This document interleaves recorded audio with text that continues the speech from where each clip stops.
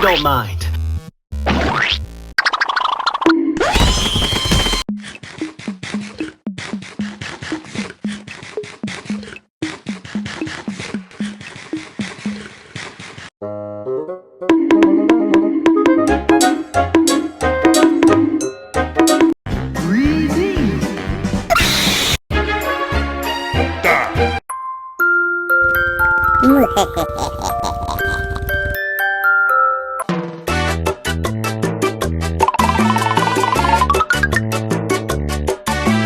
We went to a tailspin, crashed into a hillside.